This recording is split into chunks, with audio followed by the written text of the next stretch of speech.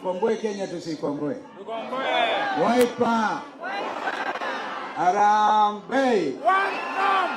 If ever there was need for concerted Harambee effort, it's now. Wazalendo wenzangu, with a deep sense of duty and high resolve, I accept your nomination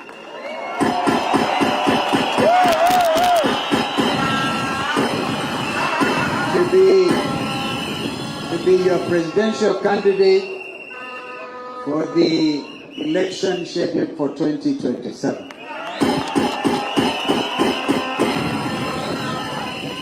I accept it with a full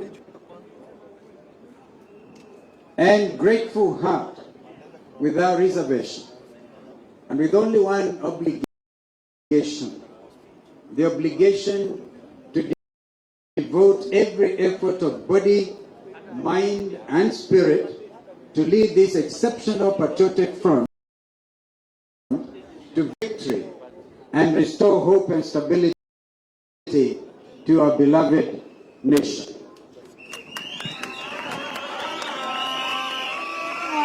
Let me,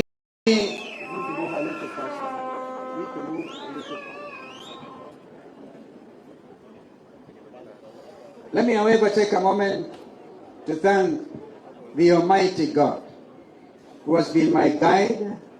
Without him, definitely I would not even be here today. To my family, some of whom you have met, and now my extended family also goes to places like Kirinyaga. My sister, twin sister, you got my only daughter, got her to Kirinyaga. Jamari and Martin are out there in the UK. Our little boy, Clay, very fond of him. Ken and Mama Polly and Kevo and Siumuthi. That's the Kamba way of doing it. Can't mention my daughter-in-law by name. So that's her name. I think that name was given to her by two distinguished ladies who are here, Mama Rose Museo and Dr. Irene Kasala. To my friends and family who are here or watching online,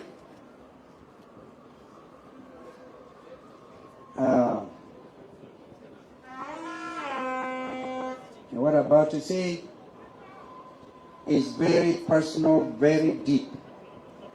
To my darling wife, Pauline, who is watching, the mother of our children. You know, you are a vision bearer. And you've been amazing. And every day, every moment, you keep on amazing me. May the good Lord grant you the healing we've all been waiting for.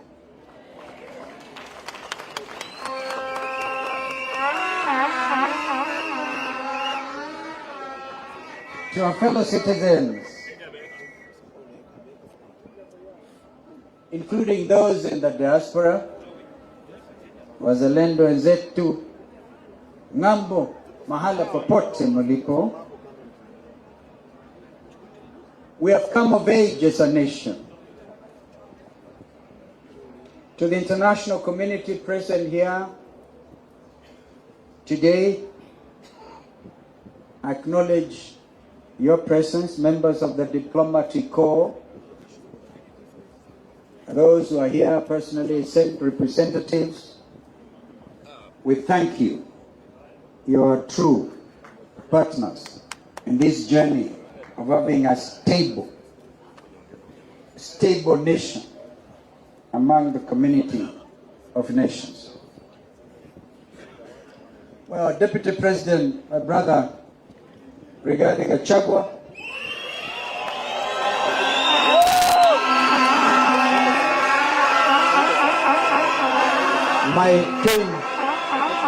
my twin sister, Matiangi Karua, my young brother, Eugene Wamalwa, my brother Fred Okengo Matiangi, Speaker Emeritus, one of our most distinguished Kenyan leaders, my brother J.B. Muturi. I really commend you for writing that wonderful book. Every Kenyan who cares about his country should read J.B. Muturi's book, Calling the Country to Order. And others who have come. My friend Professor Gachagua has sent a message of congratulations.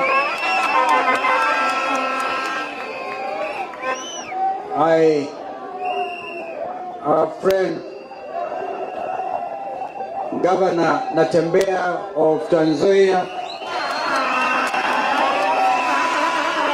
has actually gone down with flu. He really wanted to be here. Thank you for coming here as our special observers. And I want to recognize Engineer Maina, who is also representing our brother Governor Peter Munya. Fellow patriots, and now we seek your indulgence. I seek your indulgence. Comrades, power. Comrades, silence. Today, I stand before you with both a heavy heart and renewed determination. Our country is hurting. Our people are suffering. And this suffering is not accidental. It is the direct result of poor leadership, misplaced priorities, and a betrayal of public trust. Yet, even as we acknowledge the pain, we must never lose sight of our power to change things. I'm here today not to lament, but to lead a revolution of hope, to remind you the Kenyan spirit is unbroken, and that the dream of a better nation still burns brightly in our hearts. Wazalendo wenzangu, please listen clearly. Hope is alive, and together we shall reclaim our country, we shall rebuild our economy, and restore the dignity to every Kenyan household. Our patriotic front chose this venue, Uhuru Park, for many reasons, some of which have been elaborated by Brother Z. History has been made here, and today, our present and our future will be proclaimed from this venue. This is our, please give me your ear, we'll come to that. This is our present circumstance today, and let us speak honestly about where we are. Na wauliza jameni mnyamaza. Wewe nyamaza kidogo. Each day dawns with a new levy, a new penalty, and a new heartbreak. We pay taxes for services we never receive. No jobs, no medicine, no food, and no relief. This is not taxation for development. It is taxation for the survival of a few who know Ruto. We are a nation with one of the best educated populations in Africa.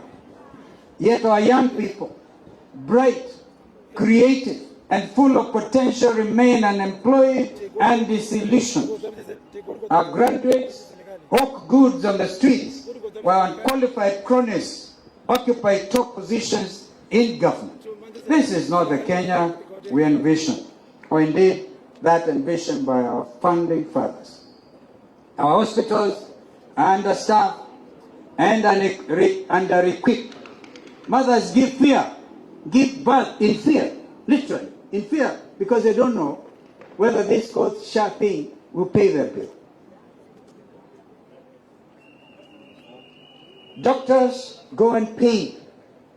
Our hospitals run out of essential drugs. What should be universal health care has been turned into a playground of corruption. SHA shift forced on Kenyans has become the most consequential threat to our well-being. Education, once the key to opportunity, has become a burden. Parents are drowning in debt. Teachers and lecturers are demoralized.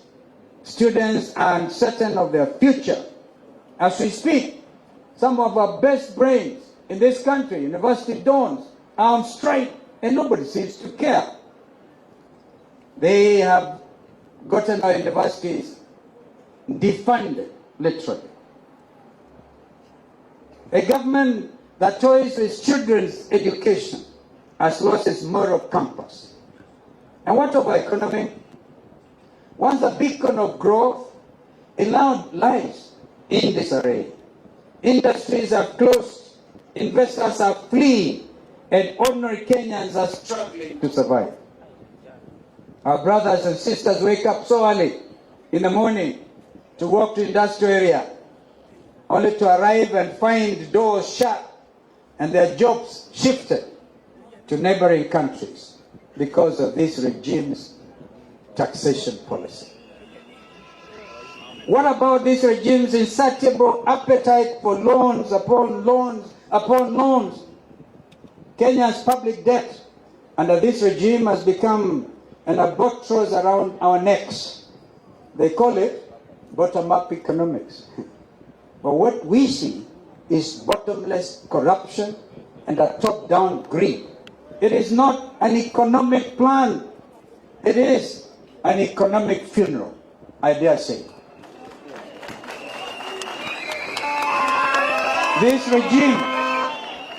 This regime has attempted to capture all institutions to do their unconstitutional bidding.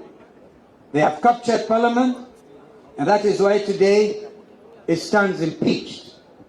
They have tried to capture the media, and today we thank the majority of the press for not bowing to that pressure. That's why we are here today, and we are very proud of it. They have attempted to capture the judiciary.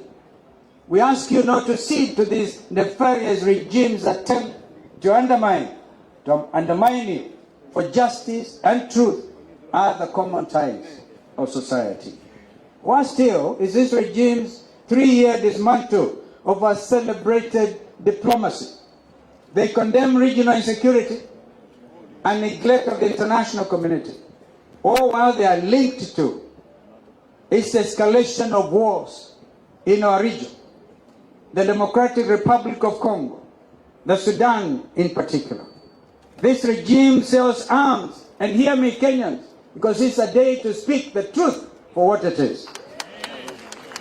This regime sells arms and gets illegal gold in return. Honestly, what you are witnesses to is a horror movie directed by a know-it-all director who is a star and the supporting cast of his own show.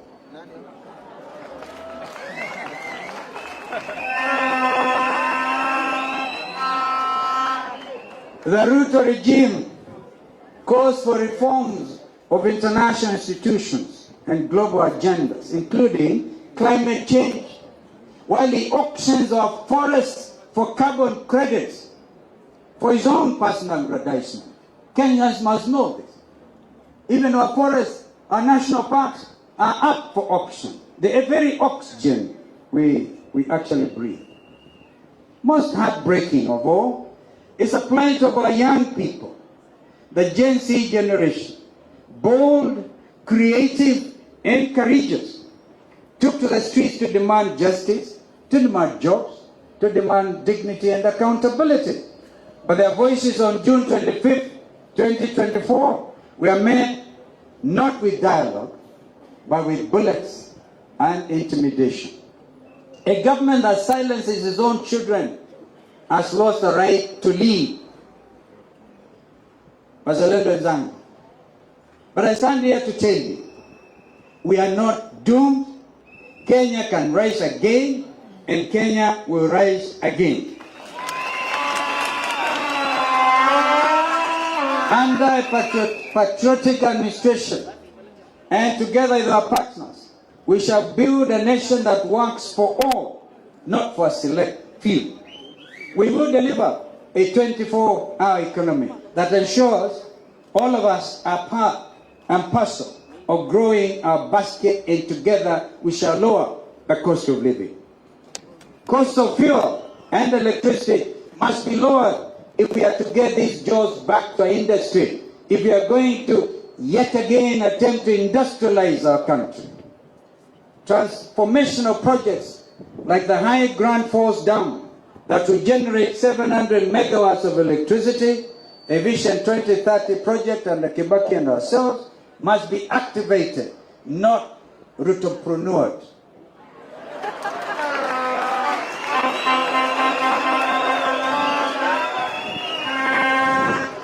We will cut unnecessary taxes, such as a punitive affordable housing levy that is nothing short of quiddy to steal from Kenyans. We have said time and again, Executive Order number 1, get rid of housing levy. We will have an affordable, relatable, and predictable policy that not only addresses our challenges but also considers the vast opportunities in manufacturing, in agriculture, in education, and in blue economy. Yes. Our economy be driven by innovation and integrity, not corruption and coercion.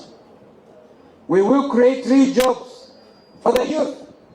Every county will have a functional youth enterprise fund. Remember, youth enterprise fund swept under the carpet. Which will be transparent and theft-free. We'll establish technology hubs, create centers, and local industries to absorb young talent. Professionalism, not Rutoism, will get you a job. Wazalendo wenzangu, I promise you this. The Wiper Patriotic Front's Director of Elections will not become your next chairman of Kenya Revenue Authority. That will never. No child should ever be denied education because of poverty. We will fund our schools adequately, value our teachers, and recognize vocational skills alongside academic qualifications. Re-education, not those fake silver-pointed degree shit, but must once again be the bridge to opportunity. A patriotic administration will restore dignity and meaning to our schools and our universities. We will not be a striking nation. We shall be a working, dignified nation. We will deliver affordable, quality health care for all. Medicines will be available in every hospital, and our healthcare workers will be respected and fairly compensated. Health will not be a privilege. It is a right, and indeed an Article 43 right of our Constitution. We will build a just, safe, a united Kenya. Police brutality, obviously, will end. In fact, I think it has ended today, because if anybody had wanted to bring goons here, it can't work.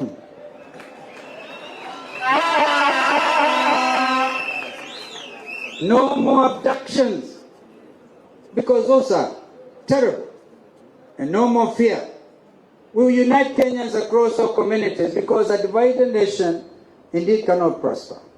These are not empty promises. These are concrete plans, practical, people-centered, and achievable. This is what a Kalonzo led administration will stand for: justice, opportunity, dignity, constitutionalism, and the rebirth of this nation. My brothers and my sisters, the time for lamentation is over. The time for excuses is gone. The moment for change is now. This movement is not about you, the people of Kenya. It is about your families, it's about your children, about your children's children, and the future of this nation. Ruto ordered you to be shot, not in the head, but in the legs, because you dare to exercise your constitutional rights. I urge you, fellow Kenyans, and the Gen Zs, and the young Kenyans, I urge you today to shoot Ruto at the ballot.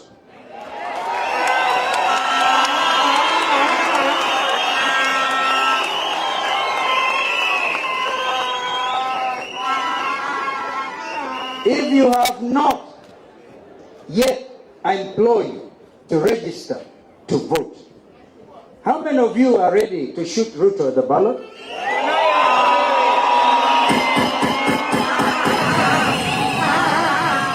This is what will make Ruto one term. Komboa Kenya. Komboa Kenya. Harambee. When we rise together, no mountain is too high. When we rise together, no government can suppress us. When we rise together, Kenya will rise again. Are you ready for change? Are you ready for justice? Are you ready for a better Kenya? Then let us rise up together. This is a moment. We cannot allow despair to kill our dreams, no exceptionally corrupt and insensitive leadership to steal our future. We will build a Kenya where leadership is honest, justice is real, and opportunity, as I said, is equal. We will build a Kenya where every child is safe, even in our own living room. We will in honor and remember Bridget Joki, who was shot by a police bullet in Kiambu, sitting by her parents' living room, watching television. And she got killed, shot. So even our living rooms are not safe. I salute our farmers, our mama boggers, and our border riders. The border riders actually escorted me this morning. I thank you. The true backbone of this country. I celebrate our youth. The beacons of hope will keep faith alive. From Lamu to Kiambu, from Isiolo to Bungoma, from Nairobi to Kisumu, from Wote to Turkana, from Tharaka to Kajiado, from Mombasa to Meru, and from Sugoi to Sekuru. We all deserve dignity, justice, and honest leadership. Together, we shall bring it to life.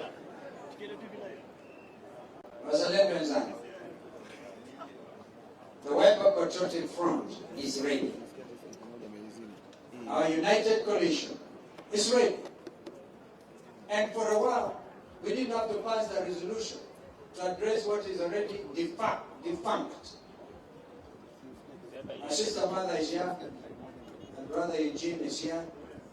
They passed a resolution.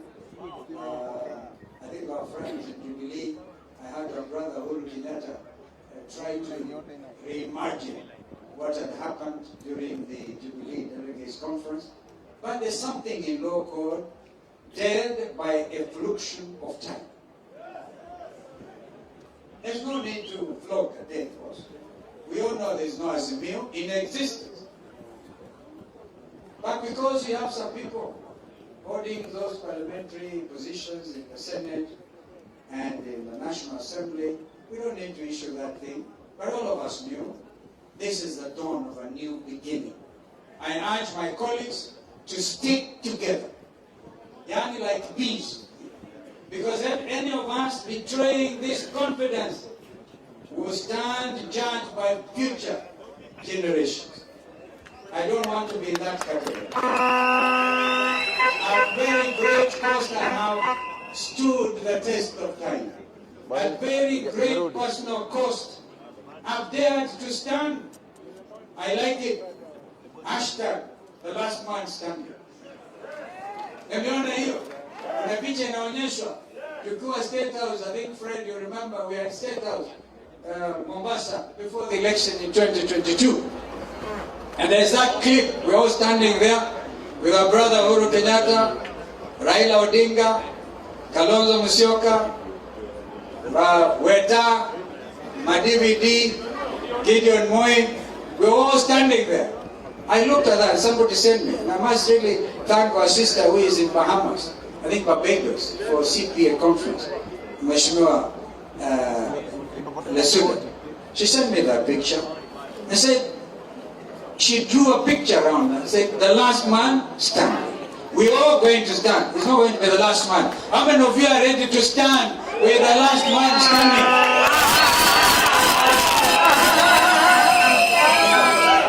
May God bless the Wiper Patriotic Front. Thank you so much for putting the confidence in me. You know we always work as a team. We consult. Even when we decided, and I remember it was Dr. Makali Molu who came up with the adage, Kuva driver, Kuva makanga, when there was a motion of impeachment. We said, if you must impeach regarding Gachagua, impeach William Ruto kwanza. I think they have since realized the folly of those actions. Actions have consequences. And those consequences are bringing the new dawn. We thank William Ruto for impeaching regarding Gachagua, so that together we are going to liberate even William Ruto himself from this type of problem.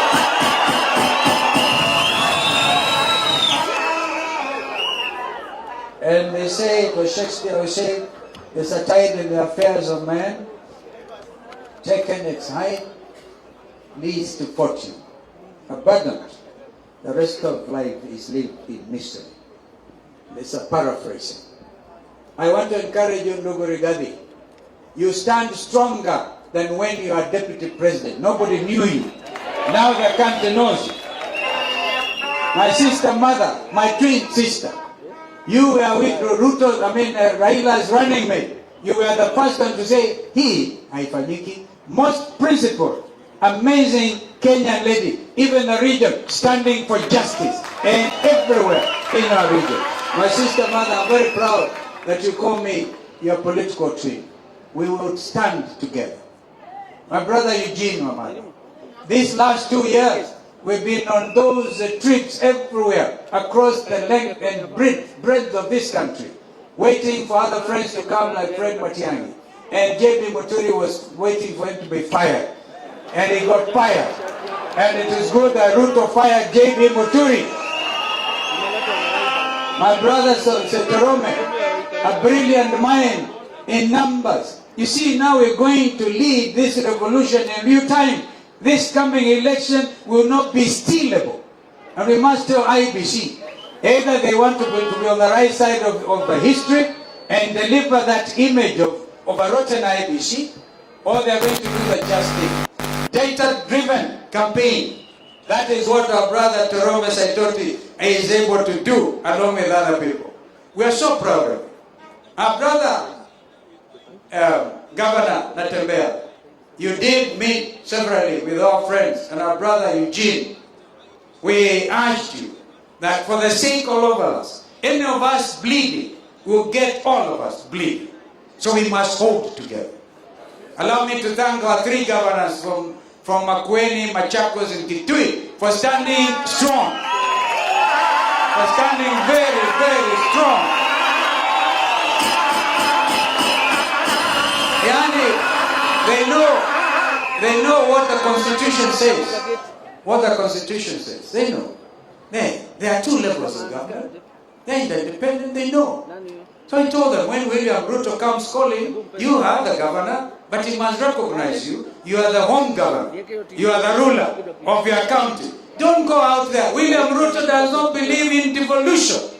Even if he is trying everything to kill devolution, we will make sure that the 3 of you will multiply and multiply. God willing, when we take the count in 2027, we shall be more than 30 governors in this, so that we can save our country. I want to thank our members of parliament. If you can please stand. I'm very proud of those team. That team, they refused kupatiwa pesa na briefcases. They stood they stood. I can see a lot of you others are going to join Wiper Patriotic Movement because of you. So we celebrate you. We celebrate you. Our MCA, if you could please stand wherever you are. Never mind the confusion once in a while. Governor Douglas Billow, you are smart here and you know how to hold the ground. Thank you for putting the question and for endorsing my candidate. May God bless you. The people of Makueni, the people of Kitui, the people of Machakos, and we have MCA, the people of Taita Taveta. The majority leader is from Taita Taveta. We thank you.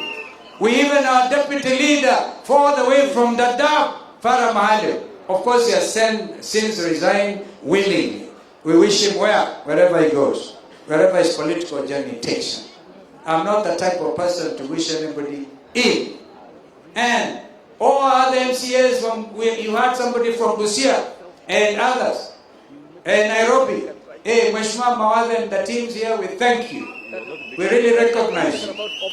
Yeah? So, Nyamira Kisi, whoever has imagined Wiper is a regional party is absolutely wrong. But I want to give you one promise. Today, this front will grow in leaps and bounds. And together with our partners we don't want to call ourselves at the united opposition. This is a government in waiting. This is a government. I want to recognize all of you delegates from Mashinani, wherever part of the country you come from. I have a little daughter called Nadi Girole. Nadi, I think you speak out there. That little girl, our late father was a candidate for Isiolo North one time when we were ODM Kenya. She is sharp. She's grown. And the tutelage of my wife and also Kalonzo Foundation. We have tried to reach out to every corner. That's my daughter. So, ladies and gentlemen, I want to thank you. I know that Mother has to leave about now. With everybody's permission, I think the Master of Ceremony will take over. But maybe allow Mother, when the rest of us are dressed. They are the super delegates, they are Fred. Oh, Fred, you also want to talk here? They are the super delegates. So we allow Mother and Fred, but JB, Terome Saitoti, and the chairman of PNU, engineer, will all go out there and speak. Our brother Rigiji, those people cannot wait to hear you. And we'll take a break after this, allow what the Master of Ceremony will say, and then together we'll talk to the super delegates. I thank you. May God bless you. May God bless Kenya. Thank you.